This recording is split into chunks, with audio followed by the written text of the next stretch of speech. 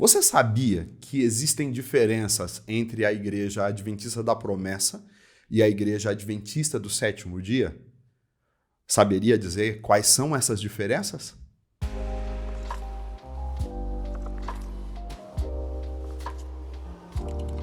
Olá pessoal, graça e paz, aqui é o pastor Alan Rocha, da Promessa Vila Medeiros, aqui em São Paulo, e você está acompanhando o programa Oficina da Palavra, que é esse programa, esse espaço de estudo bíblico, de reflexão cristã, que a gente sempre tem a oportunidade de, refletindo na palavra, sermos confrontados por ela, corrigidos por ela, sermos aqui também consertados pela palavra. Por isso, Oficina da Palavra.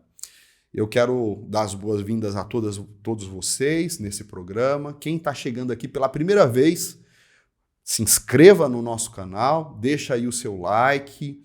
Você também deve acionar os sininhos de notificação para que você tenha acesso a todo o conteúdo e toda vez que a gente produzir um vídeo novo, você seja avisado e possa não perder dessa forma nenhum dos estudos que a gente tem produzido aqui. Hoje eu quero conversar um pouquinho com vocês sobre as principais diferenças entre a Promessa e a Igreja Adventista do Sétimo Dia. Mas como nós sempre fazemos aqui, eu quero começar com uma leitura bíblica. Eu quero que você pegue a sua Bíblia, se puder, e abri-la no livro de Atos, no capítulo 2, o versículo 39. Esse é um versículo importante para nós que somos promessistas. O versículo diz assim: pois a promessa é para vocês, para os seus filhos, para todos os que estão longe, para todos quanto o Senhor, o nosso Deus, chamar.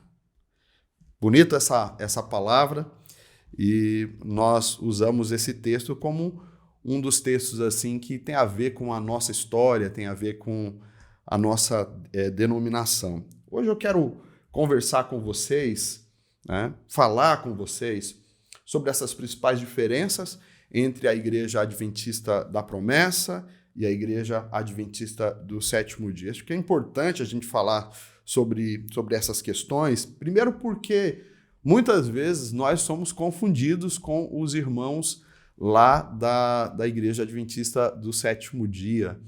Não são poucas as vezes que alguém pergunta assim, qual é a sua igreja? E a gente diz, olha, nós somos Adventistas da Promessa, e a pessoa interrompe a fala dizendo, não, conheço, tem um hospital da sua igreja lá perto de casa, ou tem uma escola, eu gosto muito daquele grupo, aí cita um artista, um grupo da Igreja Adventista do Sétimo Dia. Isso acontece muito com a gente.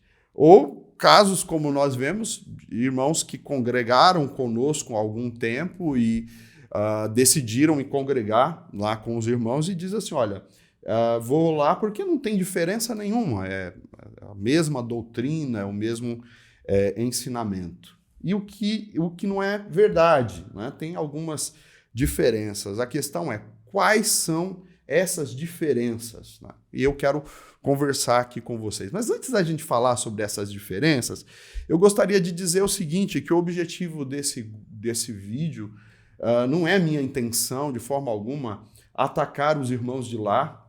E, por outro lado, eu também não pretendo fazer aqui um estudo exaustivo, apologético sobre o tema, defendendo a nossa maneira de crer. Eu quero apenas aqui fazer uma lista, listar aqui as principais diferenças. E eu escolhi 10. Eu observei 10 diferenças aqui. Tem mais? Tem, irmãos, mas 10 é um número bonito, né? Vamos ficar aqui nas 10 diferenças que eu gostaria de destacar aqui com vocês. E se você lembrar de mais alguma diferença que eu não citar aqui, você pode citar nos comentários aqui desse vídeo. E eu vou começar da seguinte forma. Uma diferença que existe entre a Igreja da Promessa e a Igreja Adventista do Sétimo Dia está na história de suas origens. Isso mesmo, eu quero colocar aqui para vocês algumas questões importantes, fazer um breve histórico aqui de cada uma delas. Como que surgiu a Igreja Adventista do Sétimo Dia? A gente poderia fazer da seguinte forma. Ó. No começo do século XIX, aconteceu um grande despertamento do interesse pelo assunto, pelo tema da volta de Jesus. Isso aconteceu especialmente nos Estados Unidos. E muitos estudiosos, pastores, se dedicaram a esse tema, e nesse contexto se destaca um pastor batista chamado William Miller. Ele começou a estudar detalhadamente os textos que tratam das profecias, né? São literaturas proféticas da Bíblia, ou literaturas escatológicas da Bíblia. E ele se dedicou de uma forma muito especial ao livro de Daniel. Né? E ao estudar o livro de Daniel, especialmente quando ele chega ali em Daniel capítulo 8, versículo 14, onde o texto diz assim: "E ele me disse, até 2.300 tardes e manhãs, e o santuário será purificado." Quando ele leu esse texto, quando ele observou esse texto, ele chegou à compreensão, entendimento de que esse texto estava se referindo à volta de Jesus e que dessa forma poderia, dessa maneira, indicar a data que Jesus voltaria. Ou seja, ele entendeu, né, que Jesus deveria voltar no final, no cabo dessas 2.300 tardes e manhãs. E aí ele faz o estudo, chega à conclusão que essas 2.300 tardes e manhãs, da forma que é colocado no texto, se entender de forma profética, refere-se então a 2.300 anos. Então, ao cálculo que ele vai fazer. Ele toma como partida a data da carta que Ciro deu para que os israelitas voltassem, né, depois do exílio babilônico, voltassem para Jerusalém e reconstruísse ali a cidade, o templo. Então ele pega essa data, que é 457 a.C. Então ele pega essa data e vai fazer o cálculo de 2.300 anos para frente, e aí ele deduziu, ele chegou à conclusão, à compreensão de que Jesus voltaria no ano de 1843. E quando ele faz esse cálculo, ele entende dessa forma, então ele saiu pelos Estados Unidos, por onde ele podia ir, saiu pregando essa mensagem, pregando essa previsão que ele fez. E isso teve uma grande adesão de várias igrejas, de cristãos de várias igrejas, de várias denominações. Estima-se, por exemplo, que se tornaram seguidores dessa mensagem cerca de 100 a 150 mil cristãos que aguardaram assim, com muita fidelidade a chegada de Jesus nessa data. Mas, como a gente sabe, a previsão falhou. Quando chegou no dia 21 de março, que era a data, né? 21 de março de 1843, Jesus não veio e houve aquele desespero, aquela chateação. E aí, Miller, então, preocupado, vai olhar o texto, ele refaz os cálculos e ele entendeu que ele tinha errado o cálculo, que, na verdade, Jesus voltaria um ano depois. Então, ele remarcou essa data para o dia 21 de março de 1844. E aí, quando chegou lá na data, Jesus não voltou, e aí ele fez novamente o cálculo, e ele chegou à conclusão de que Jesus voltaria no dia 22 de outubro de 1844. Então, em vez de ser março, seria em outubro daquele ano, de 1844. E, mais uma vez, não aconteceu a volta de Jesus como ele predisse, como ele imaginava que iria acontecer. E isso causou um grande transtorno, uma grande chateação para aqueles que eram seus seguidores. Imagina assim, que nessa expectativa de que Jesus ia voltar, eles se apegaram a essa mensagem ao ponto de venderem seus bens, de se desfazerem de tudo que eles tinham e se apegarem e guardarem, né? Eles vestiam de branco, subiam em lugares altos, aguardando a volta do Senhor Jesus. Isso não aconteceu, essa predição, essa previsão não aconteceu, e esse dia ficou conhecido como o dia do grande desapontamento que os adventistas do sétimo dia ensinam, falam, né?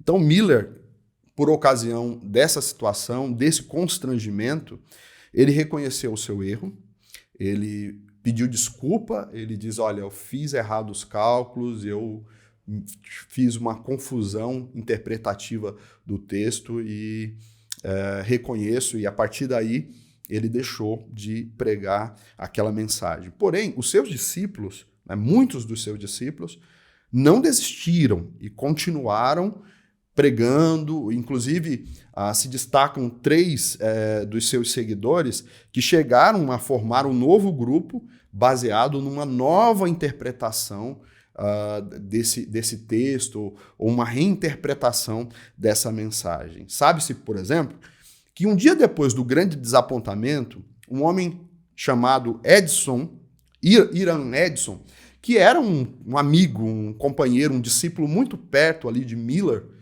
este homem, um dia depois, teve uma visão, e na visão ele via que Jesus estava passando de um compartimento do céu, passando para outro compartimento, né?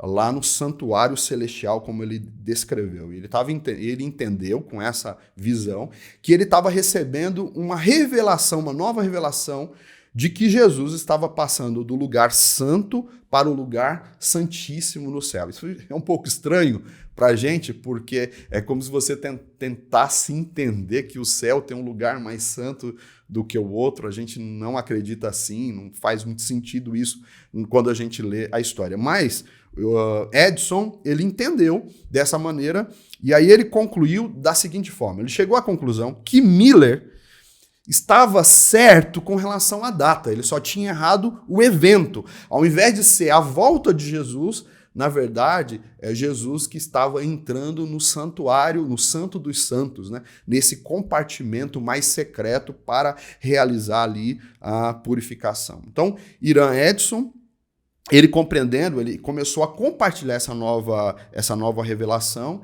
e a partir dessa mensagem dele, 2 grupos surgiram, né? O primeiro grupo foi liderado por um homem chamado Joseph Bates, né? Ele liderou um grupo, e o outro grupo, um segundo grupo, foi liderado por uma jovem chamada Ellen, né? A Ellen, que pouco tempo depois, alguns anos depois, ela se casa e passa a se chamar de Ellen White. Então, são esses 2 grupos que vão surgir a partir dessa crença. Nós não vamos falar muito desse primeiro grupo, vamos falar mais desse segundo grupo aqui, porque é dele que se origina, então, a Igreja Adventista do Sétimo Dia, né?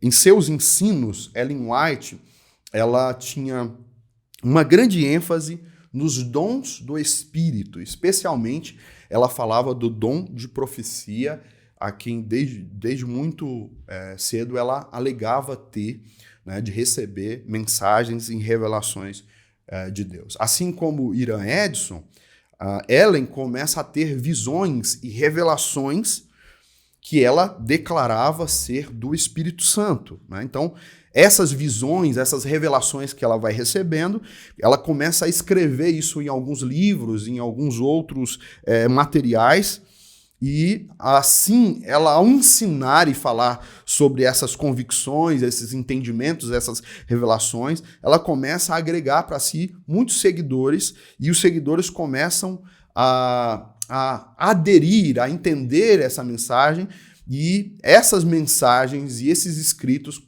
começam a ter um grau de muita importância e vai contribuir decisivamente para a formação e também para a expansão da Igreja Adventista do Sétimo Dia. Isso é muito importante. A igreja vai surgir pouco tempo depois a partir dessa convicção e por meio da liderança dessa jovem mulher chamada Ellen White, ou Ellen Gold White. E embora os irmãos do Sétimo Dia declarem que a Bíblia é a única regra de fé e prática deles, eles também não negam de forma alguma e vão afirmar isso em seus documentos, de que os escritos de Ellen White são inspirados pelo Espírito Santo e que ela tem um grau de inspiração e uma importância tal como os profetas da Bíblia, sendo ela uma profeta desse tempo, alguém que tem o dom de profecia nesse tempo. Exatamente por isso, muito dos ensinos, muito daquilo que a Igreja Adventista do Sétimo Dia prega ou ensina, estão baseados nos escritos de Ellen White. Então, importante se dizer isso, que a igreja surge nesse contexto de grande desapontamento, como nós falamos aqui, na reinterpretação de profecias e sobre a liderança desta jovem mulher, né, depois Ellen White. Então, assim, nós falamos sobre o surgimento, a história da Igreja Adventista do Sétimo Dia. Como eu disse, muito breve, bem resumida. Eu vou falar aqui, então, sobre a Igreja Adventista da Promessa. Nós costumamos dizer a Igreja da Promessa, né? Como que surge essa igreja? A Igreja Adventista da Promessa começa com um pastor chamado João Augusto da Silveira. Ele era um pastor da Igreja do Sétimo Dia, da Igreja Adventista do Sétimo Dia, e ao estudar a palavra, ao adquirir algumas convicções, ao questionar algumas doutrinas, ele se desliga lá dessa igreja, exatamente por discordar de algumas doutrinas, por algumas questões bíblicas que eram caras e importantes para ele, né? E uma das questões que mais se destacam estava relacionada ao batismo no Espírito Santo. O batismo no Espírito Santo é uma doutrina que o pastor João Augusto da Silveira começou a ter acesso, porque lembra que no início do século, né, 1900, nós estamos falando de 1932, estava surgindo, estava muito forte o movimento pentecostal, e ele tendo acesso a alguns irmãos, alguns pastores e amigos pentecostais, ele teve acesso a essa doutrina e começa a estudar, começa a adquirir uma convicção nesse sentido, começa a ter desejo de viver essa experiência, ele acredita nessa experiência, mas ainda não era batizado no Espírito Santo. Aí sabe-se que um dia, depois dele ter estudado bastante o livro dos Atos dos Apóstolos, especialmente o capítulo 1 e o capítulo 2, acho que é interessante esse fato da história. O capítulo 1, ele começa dizendo lá no versículo 4 e 5 que a gente precisa deixar de nos preocupar tanto com o tempo em que vai acontecer o reino, a instalação do reino, né? Então, nos preocupar menos com as profecias e nos preocupar mais com a busca do poder de Deus, da presença de Deus, do revestimento do Senhor. Foi o que ele fez. Ele começa, então, a desejar grandemente o batismo no Espírito Santo, e um dia depois de estudar o livro de Atos dos Apóstolos, ele faz uma oração singela, uma oração sincera, pedindo para que Deus tirasse aquela dúvida do coração dele e que, de fato, concedesse a ele aquela bênção. Ele pede o dom do Espírito e, depois de fazer essa oração, ele teve uma visitação extraordinária de Deus no seu quarto, no lugar onde ele estava ajoelhado, orando, e ali ele foi batizado pelo Espírito Santo e onde teve evidências da manifestação das línguas estranhas. Ali ele teve uma espécie de avivamento pessoal, né? Uma visitação extraordinária de Deus, e ali ele teve a convicção de que o batismo do Espírito Santo é real, que o batismo do Espírito Santo pode ser desfrutado, experimentado pelos crentes. Isso aconteceu no dia 24 de janeiro de 1932. E a partir dessa data, o pastor João Augusto saiu pregando essa mensagem, né, essa mensagem pentecostal, por onde ele passava. Ele falava do Evangelho, falava de Jesus e aliava a isso a mensagem pentecostal do batismo no Espírito Santo. Então, aí então surge esse movimento que a gente conhece como, se chama de Igreja Adventista da Promessa, né? A Igreja Adventista da Promessa, é a primeira igreja pentecostal genuinamente brasileira, né? Já tinham outras igrejas pentecostais do Brasil nessa época, mas todas vindo de outros países que vieram para cá, enviaram para cá seus missionários e surgiram dessa forma. Mas a primeira igreja pentecostal que nasce no Brasil mesmo, né, é a Igreja Adventista da Promessa. O que eu poderia aqui acrescentar dessa primeira palavra é dizer o seguinte, que desde a sua origem, a Igreja Adventista da Promessa, na sua origem, no seu começo, ela manteve muitos ensinos herdados da Igreja Adventista do Sétimo Dia. Porém, à medida que a igreja se afastou dos ensinos de Ellen White e começa, então, a fazer alguns estudos bíblicos e aprofundar em alguns estudos da palavra, imediatamente e automaticamente começa a acontecer uma mudança de convicções. Então, em resumo, a gente poderia dizer o seguinte, que o primeiro item que mostra a diferença entre a Igreja Adventista da Promessa e a Igreja do Sétimo Dia seria essa questão da sua origem, do seu começo. E aí, em resumo, eu poderia dizer assim, que a Igreja Adventista do Sétimo Dia surgiu de um grande desapontamento, enquanto a Igreja da Promessa surgiu de uma pequena oração que Deus respondeu derramando do seu poder e do Espírito Santo sobre a vida do pastor João Augusto da Silveira. Essa é a única diferença? Não. Vou destacar algumas diferenças aqui. Eu vou dizer assim, a primeira diferença nós já falamos, a segunda diferença que eu queria colocar aqui para vocês é a crença que a Igreja Adventista tem no juízo investigativo. A crença no juízo investigativo. Isso para a gente talvez a principal diferença entre nós e a Igreja Adventista do Sétimo Dia. O que é a crença no juízo investigativo?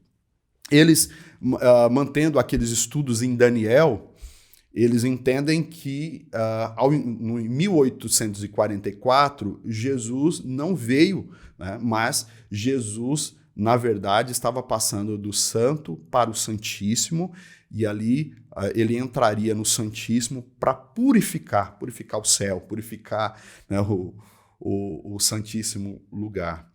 E eles ensinam, então, a Igreja Adventista do Sétimo Dia ensinam que a partir desse momento Jesus começou um juízo. E de forma assim bem rápida, de forma bem resumida, a gente poderia dizer que eles acreditam que lá nesse lugar Jesus está fazendo um juízo em que ele está passando nome por nome, pessoa por pessoa. Primeiramente dos mortos, e agora também, na continuidade, também os que estão vivos por ocasião desse trabalho. Ele está vendo cada nome e ele está avaliando por meio de suas obras e de sua fé se a pessoa está salva ou não, né? E essa ideia, eles fazem uma ligação desta palavra com o dia da expiação lá de Levítico, né? Levítico 16, né? Eles vão fazer uma menção, Levítico 16, 15 a seguir, que fala que ali no texto de Levítico 16 fala do dia da expiação. E eles explicam que o que está acontecendo no céu agora, né, em que Jesus está no juízo investigativo, está acontecendo essa expiação do pecado através desse juízo que Jesus está fazendo. E que esse juízo investigativo, ou seja, Jesus está avaliando nome por nome, pessoa por pessoa, e a partir daí, então, que é declarado que se a pessoa é salva ou não, eles ensinam dessa forma. E eles ensinam que essa obra vai acontecer. Ela começou em 1844 e vai até a volta de Jesus, quando vai ter completado esse trabalho do Senhor Jesus. E aí vai ter completado dessa maneira o juízo investigativo. Qual que é o problema dessa doutrina e por que a gente pensa diferente? Nós pensamos diferente com relação a isso exatamente porque nós cremos que dessa maneira que eles explicam, eles estão, de certa forma, dizendo que a obra que Cristo realizou na cruz não foi plena, não foi completa, e precisa ser completada um tempo depois. né? E aí, algumas questões sérias se dão aí. Eu não vou entrar aqui no mérito hoje, até porque a gente não deseja aqui fazer um estudo exaustivo.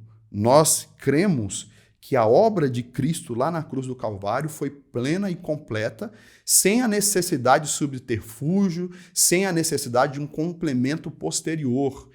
A obra que Jesus fez quando ele morreu na cruz do Calvário, ele diz: tetelestai, está consumado, e ali foi pago, e a obra de Cristo na cruz do Calvário foi suficiente para expiar, para perdoar, e a partir daquele momento, quem crê, quem está com Jesus, já tem a vida eterna.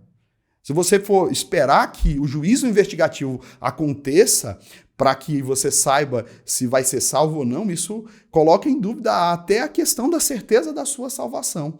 Por isso nós não cremos dessa forma. Essa é uma diferença séria, porque nós entendemos que essa maneira de acreditar, de pensar, tem problemas com a soteriologia, com a doutrina da salvação, tem problemas com a cristologia, com a doutrina de Cristo, né? E uma série de dificuldades que não confere, não condiz com o que a Bíblia ensina. Além da crença do juízo investigativo, outra doutrina que nós temos como diferença é a doutrina do santuário. A doutrina do santuário também tem uma série de problemas, porque o que acontece? A Igreja Adventista do Sétimo Dia vai continuar os estudos lá de Miller, né?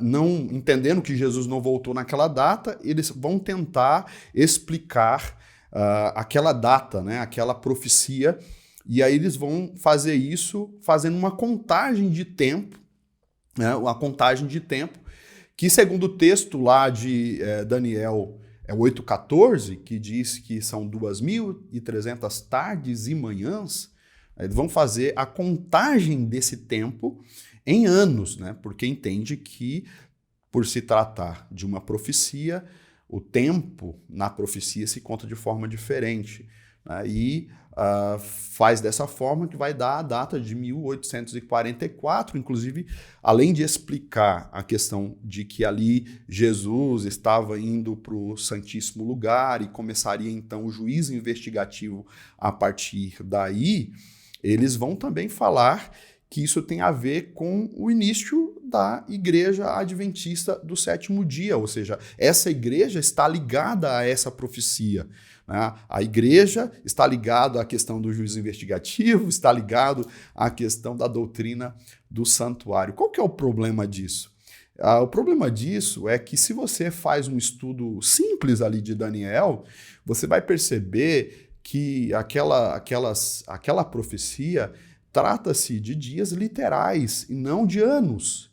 E se você fizer um estudo simples do texto, você vai entender que aquelas profecias de Daniel, da purificação do santuário, não tem nada a ver com o santuário celestial, mas tem a ver com aqueles fatos históricos que ocorreram na época de Etíoco Epifânio, né, no período ali interbíblico, quando o templo foi profanado, o santuário em Jerusalém foi profanado, e demorou aí 2.300 tardes e manhãs até que ele fosse reedificado, que ele fosse purificado, e isso claramente se percebe através de dados históricos, e não tem a necessidade de você entender isso de forma de anos, né?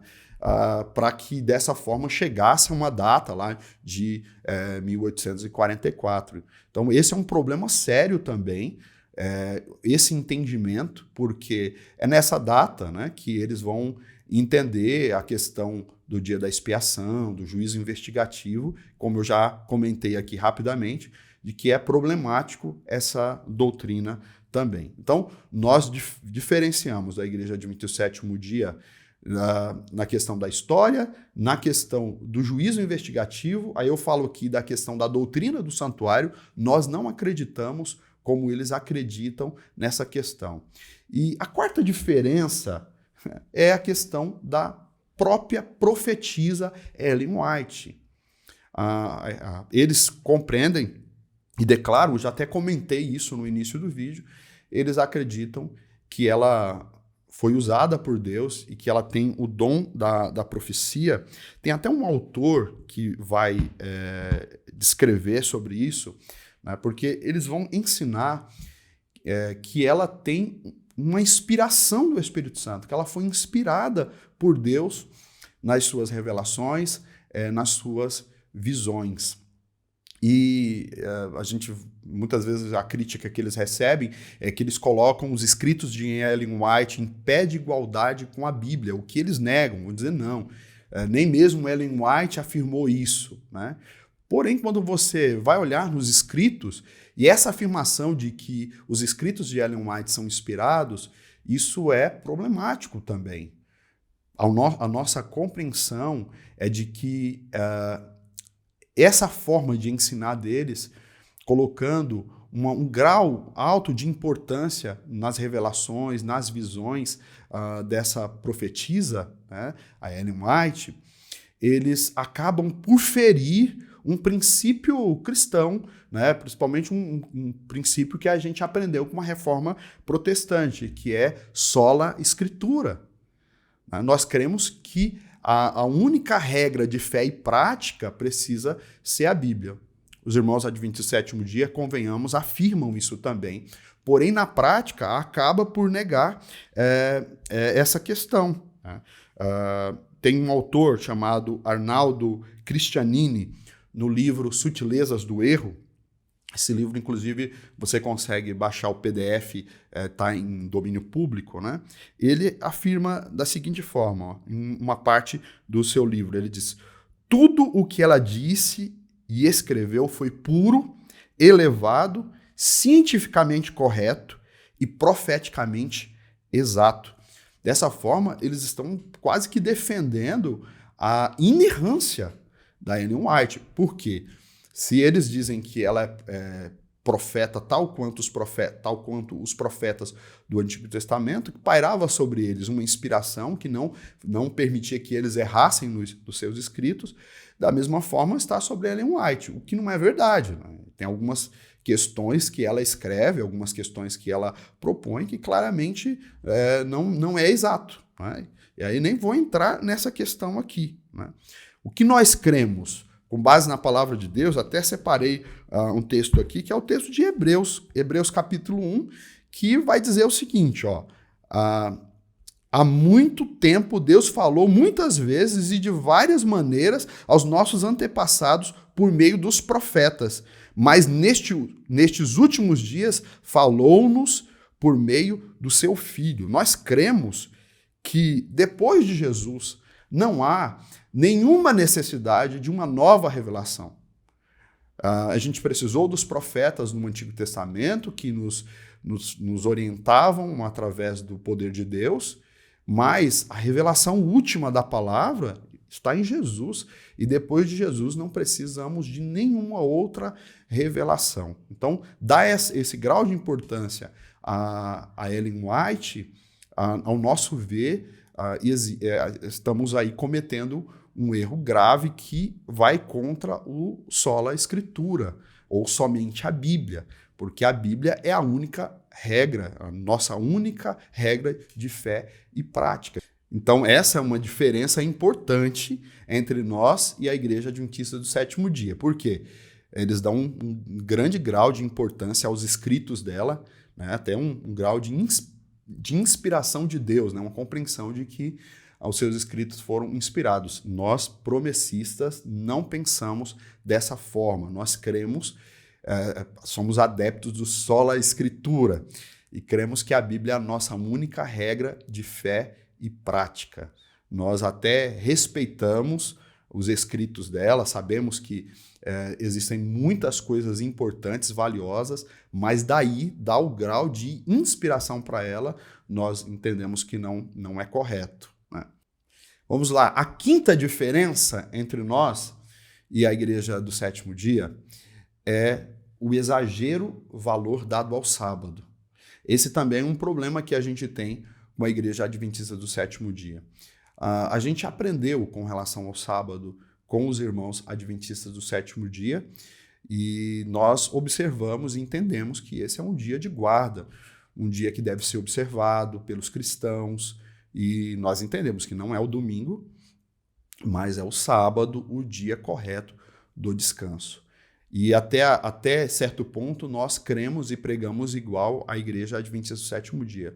O que nós entendemos que não é correto é a maneira como eles exageram na questão, no valor, no significado do sábado. Tanto é que na interpretação que eles fazem do Apocalipse, o sábado tem um lugar de destaque de grande importância como o sinal de Deus nos últimos tempos, como sendo que aquelas igrejas ou aqueles cristãos que não obedecem o sábado e que, ao contrário disso, descansam no domingo, receberão dessa forma um sinal da besta.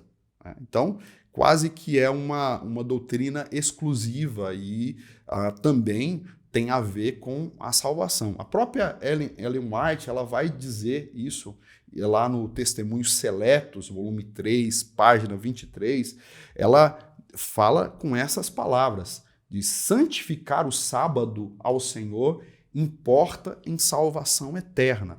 Então, além do grau de importância, para eles, a guarda do sábado tem a ver com a salvação. Nós não cremos dessa forma. Nós entendemos que a salvação é pela graça, é pela fé em Jesus Cristo. Eles vão dizer que também acreditam assim, é evidente. Você vai questioná-los e eles vão falar exatamente nesse sentido. Porém, na prática, na maneira como eles expressam, na interpretação do Apocalipse que eles fazem ligado ao sábado, indica exatamente o contrário. Eles vão dizer que o sábado tem a ver com a salvação. E nós não acreditamos dessa forma. Vamos lá. A sexta diferença é com relação ao batismo no Espírito Santo. Nós cremos no batismo no Espírito Santo de uma maneira diferente da Igreja Adventista do Sétimo Dia. E propositalmente eu coloquei em sexto lugar, porque geralmente quando se pergunta qual é a diferença entre a Igreja Adventista do Sétimo Dia e da promessa, e a primeira coisa que nós falamos é que nós cremos no batismo no Espírito Santo, na questão do dom de línguas, e comentamos nesse sentido como se fosse a principal diferença. E eu acredito que essa não é a principal diferença. Todas as anteriores são mais importantes do que essa, né? Mais importantes do que essa.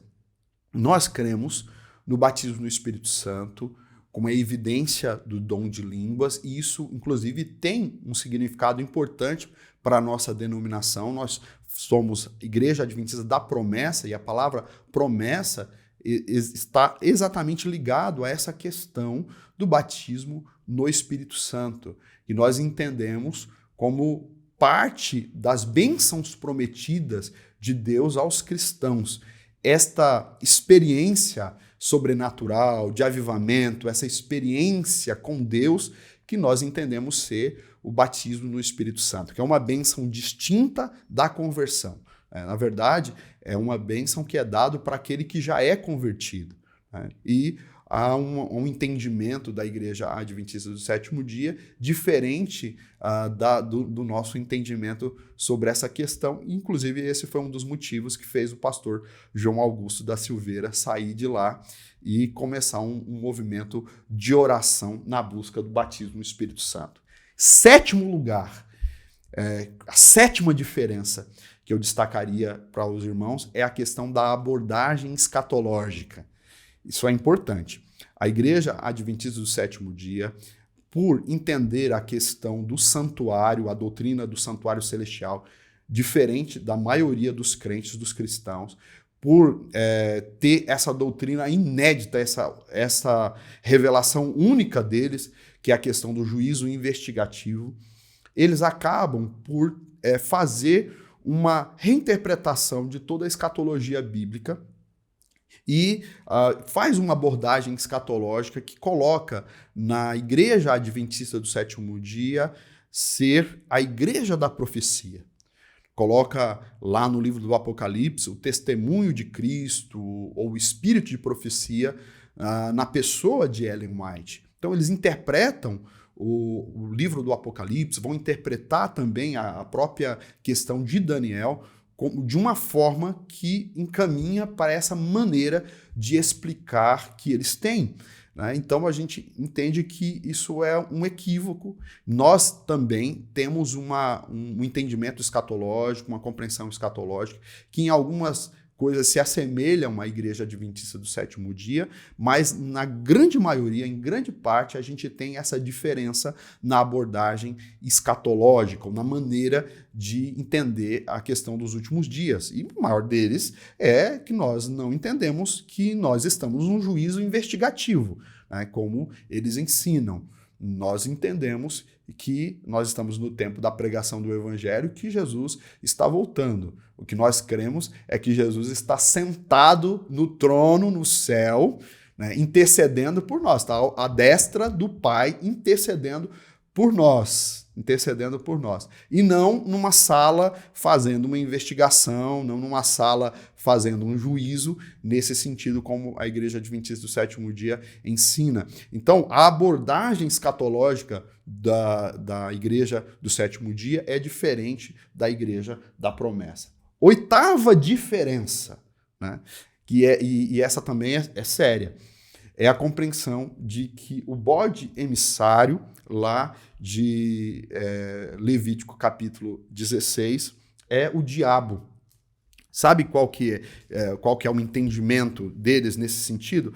Se você puder pegar aí a sua Bíblia no livro de Levíticos capítulo 16, eu quero fazer aqui a leitura desses textos rapidamente. Não sei se eu vou conseguir ler todo o texto aqui, eu vou ler algumas partes. Levíticos, capítulo 16, versículo 15 e 16, que diz assim: então, sacrificará o bode da oferta pelo pecado em favor do povo e trará o sangue para trás do véu e fará com o sangue que fez com o sangue de novilho, e ele aspergirá sobre a tampa e sobre a frente dela. Assim fará expiação pelo lugar santíssimo por causa das impurezas e das rebeliões dos israelitas, quaisquer que tenham sido os seus pecados, e fará o mesmo em favor da tenda do encontro, que está entre eles no meio das suas impurezas. E tem um versículo 22 e 26, que vai dizer assim: e o bode levará consigo todas as iniquidades deles para um lugar solitário, e o homem soltará o bode no deserto. Bom, eu vou rapidamente explicar o que é isso aqui. Capítulo 16 de Levítico é o dia da expiação, o dia da expiação que a lei judaica ensinava. E essa cerimônia era feita com alguns sacrifícios, dentre eles 2 bodes que eram escolhidos. Um bode era sacrificado e o outro bode levava sobre si o pecado do povo, e esse bode levava, né, era colocado sobre eles o pecado do povo, e esse bode era soltado no deserto para que ele sofresse, né, pelo pecado daquelas pessoas.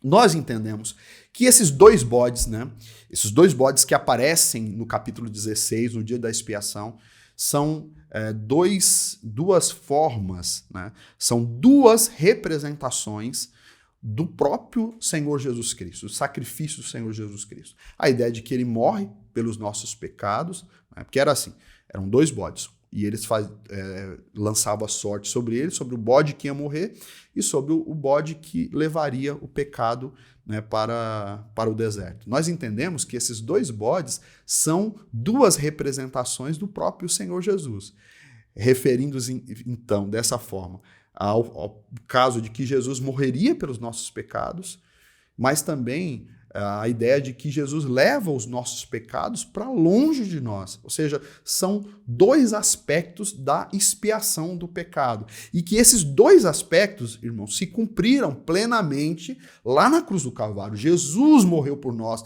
lá na cruz do Calvário. Jesus levou o pecado para o deserto. Jesus levou os nossos pecados sobre os seus ombros. Talvez um texto que fale desses 2 aspectos assim muito claramente É a profecia de Isaías 53, que fala lá também sobre 2 bodes, e os 2 se referem ao Senhor Jesus. Bem, eu expliquei isso. Como que a igreja do sétimo dia, a igreja adventista do sétimo dia, falam sobre o entendimento desse bode emissário? Para eles, o bode emissário é o diabo, que leva sobre o seus ombros o pecado de todos os crentes, de todos aqueles que ele fez pecar. E ele vai ser lançado no deserto para sofrer e pagar por esses pecados, né? Como parte do juízo de Deus sobre ele. Para o sétimo dia, isso vai acontecer no período do milênio, quando Satanás vai levar sobre si, sobre seus ombros, o pecado de toda a humanidade, de todos os crentes que ele fez pecar, e dessa forma vai ficar lá no deserto, que a terra vai estar sem forma e vazia, eles ensinam assim, né? E ali ele vai sofrer dessa forma. Bom, eu não preciso dizer para vocês o quanto essa explicação é estranha. É estranha ao ensino bíblico, porque, de certa forma, quando fazem essa afirmação, estão, em certo sentido, fazendo com que Satanás participe da expiação dos nossos pecados e que ele também cumpra um papel na obra expiatória de Cristo por nós. É estranho, não é? Então, nós não acreditamos que Satanás seja o bode emissário, que o diabo é o bode emissário. Os 2 bodes que aparecem lá em Levítico 16 são 2 representações distintas de Jesus e são aspectos diferentes da obra que ele realizou por nós. Ambas obras, todos esses aspectos realizados lá na cruz do Calvário. 9ª diferença, vamos lá, 9ª diferença. O arcanjo Miguel e Jesus. Para a igreja adventista do sétimo dia, o arcanjo Miguel é Jesus Cristo. E eles entendem dessa forma, defendem dessa maneira, têm essa compreensão. Isso vai ser defendido vastamente nos escritos de Ellen White, nos escritos e estudos da igreja adventista do sétimo dia. E nós compreendemos que esse ensinamento é um pouco problemático, na verdade, bastante problemático, porque, de certa forma, diminui Jesus, porque, de certa forma, mexe com a doutrina da cristologia, com a doutrina da divindade de Jesus Cristo. Então, quando você comenta isso com a igreja adventista do sétimo dia, eles vão dizer, não é dessa forma, na verdade, não é Jesus que se assemelha, né? Não é Jesus que representa arcanjo Miguel, na verdade, Miguel é o mesmo Jesus. Eles vão dar uma explicação que não, na nossa maneira de ver, não encontra respaldo bíblico para se compreender dessa forma. Eu não vou entrar aqui, não é o objetivo aprofundar, e talvez num próximo estudo a gente possa comentar isso. Eu só queria afirmar que nós acreditamos diferente. Nós não cremos que o arcanjo Miguel é o mesmo que Jesus Cristo. Aí eu entendo que a base para explicar isso do arcanjo Miguel ser Jesus Cristo não é tanto algo que a igreja adventista do sétimo dia se baseia na Bíblia, mas se baseia muito nas revelações de Ellen White. Ela que teve essa revelação, esse entendimento, e a partir daí eles defendem essa ideia. E a 10ª diferença que eu quero destacar aqui para vocês é a questão do exclusivismo eclesiológico. Isso quer dizer que é como se você considerasse a sua igreja como uma igreja especial, uma igreja exclusiva. Nos escritos da igreja adventista do sétimo dia, vai dizer o seguinte, ela se vê como a igreja verdadeira e fiel. Nos seus escritos, ela é a igreja remanescente.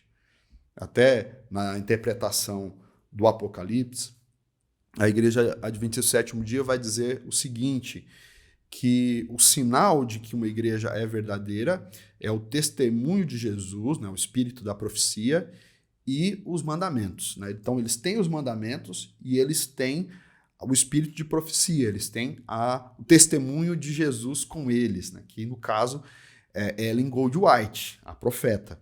Então, nessa compreensão, eles entendem que eles são a igreja remanescente.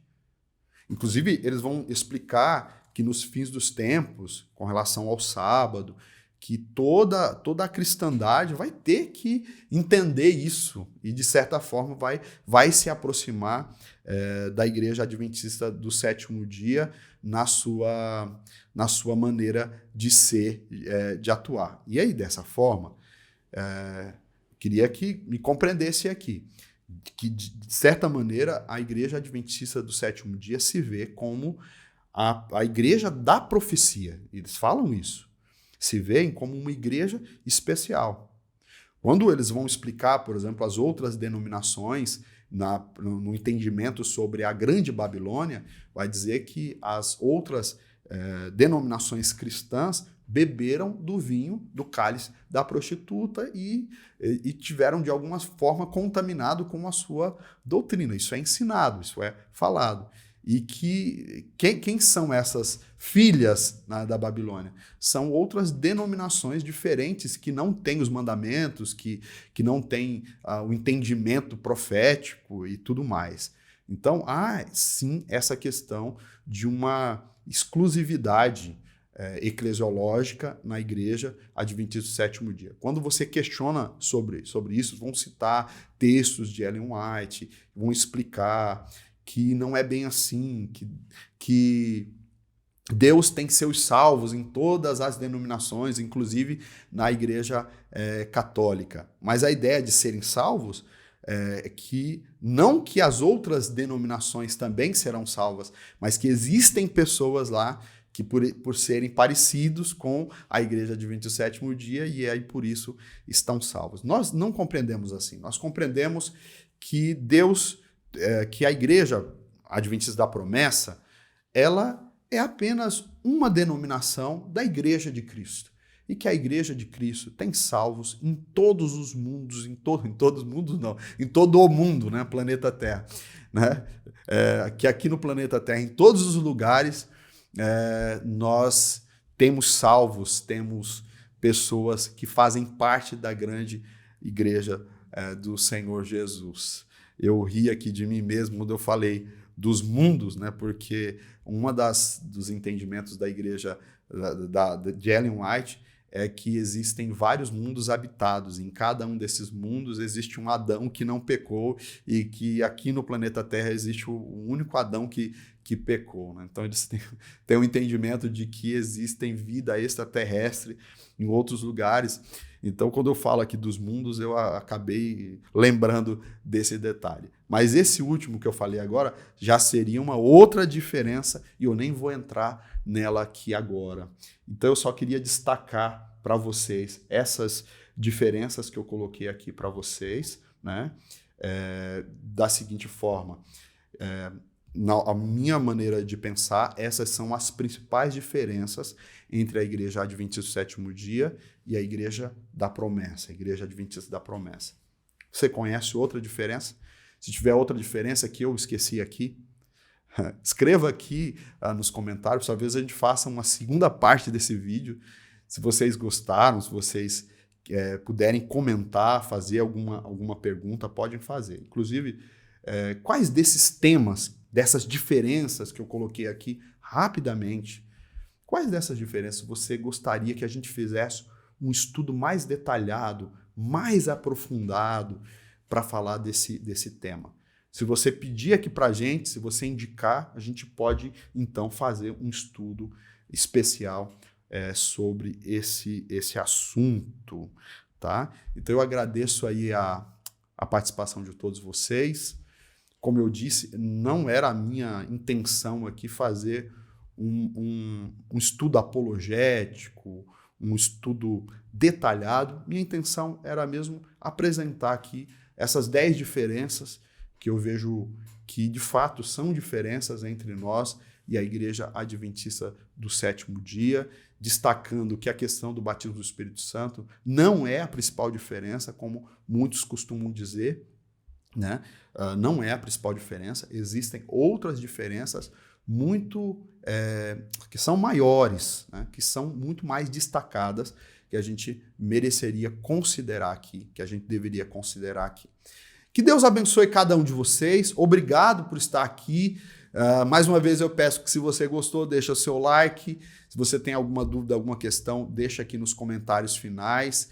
E aí eu peço que Deus te abençoe e que você tenha a bênção, a paz do Senhor Jesus sobre a sua vida.